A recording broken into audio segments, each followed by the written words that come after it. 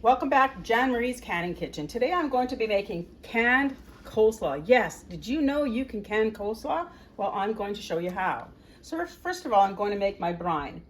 And I've doubled my recipes, so I'm actually going to triple my brine because sometimes I don't have enough, but I've only doubled my cabbage and stuff.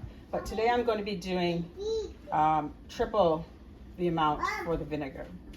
So today I'm going to be adding 3 cups of apple cider vinegar.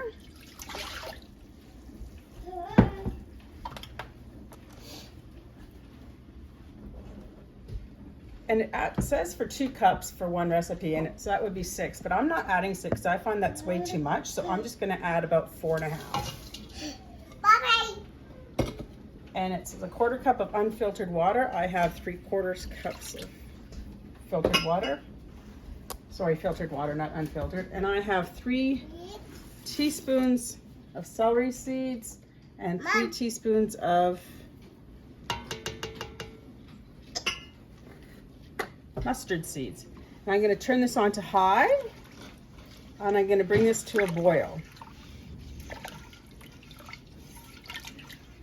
And this is the brine that I'm going to be putting over the cabbage.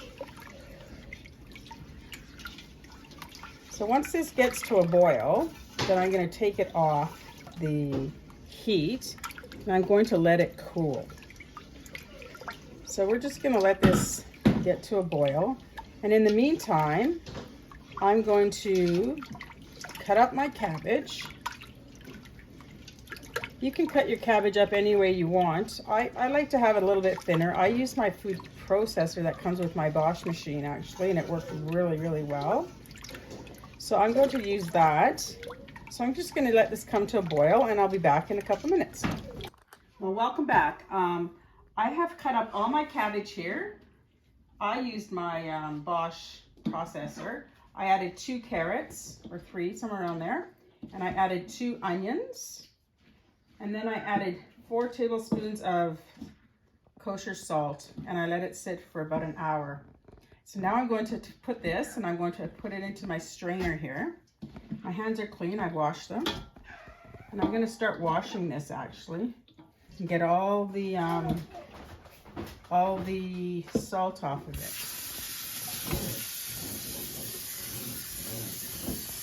I just want to get all the salt off of it. Wash it really well. Rinse it really well, and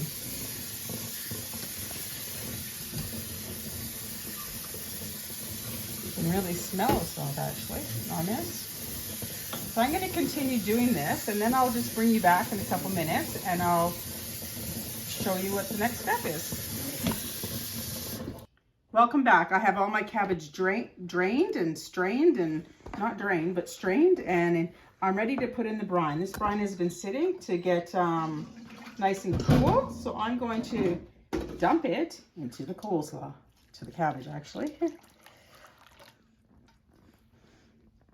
Wow, that smells so good, and I'm going to mix this all up. Wow, it smells so wonderful. This looks really good. It didn't look like much brine, but it actually is quite a bit, so I'm quite impressed actually. There's actually lots on the bottom even to pour into the jars. So what I'm going to do now, this is all mixed. So I'm going to take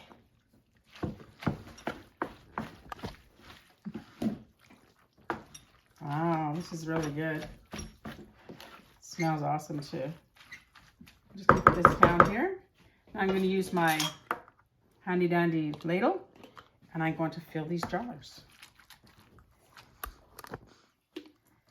And you don't want to pack it too much. Like, you're supposed to pack it, but just not like hard rock pack it.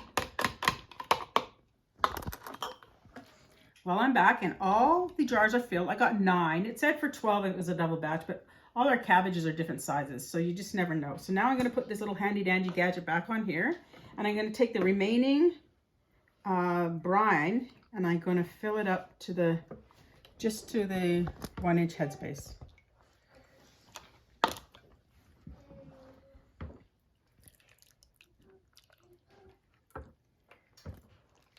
We are back. I have put all my finished filling all my jars.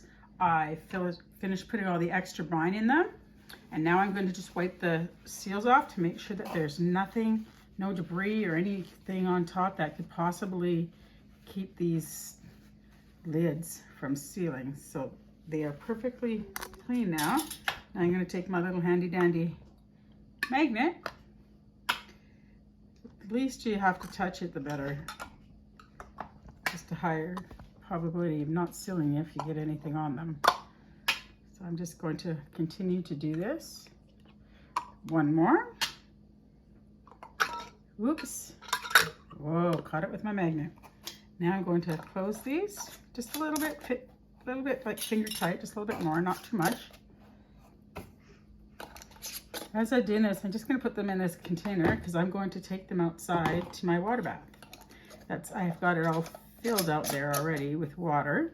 I normally, for most things, I have it ready and boiling, but for this, because this is already cooled, you don't want to put your jars into a hot water bath because then the probability or high likely of them cracking is higher.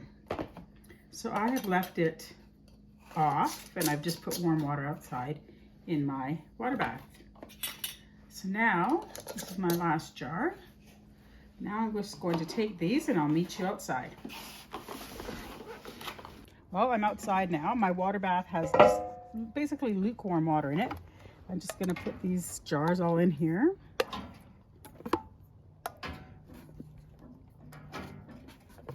There's no fire or anything on, that's why I was able to just lean this right onto the stove.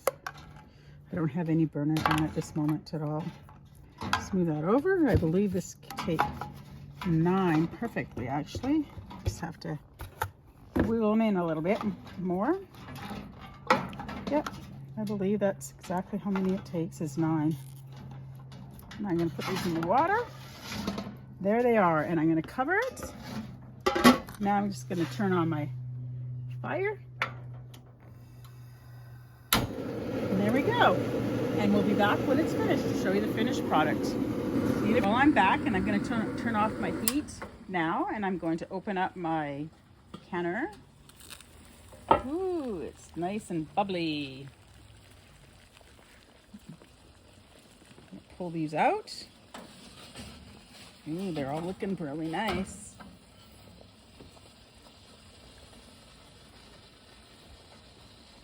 I've actually boiled them on a full rolling boil for 15 minutes. Ooh, wow, look at that. That looks absolutely awesome. Can't wait to try it.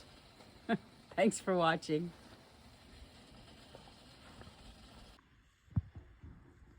Make sure to like, share, and subscribe. See you later.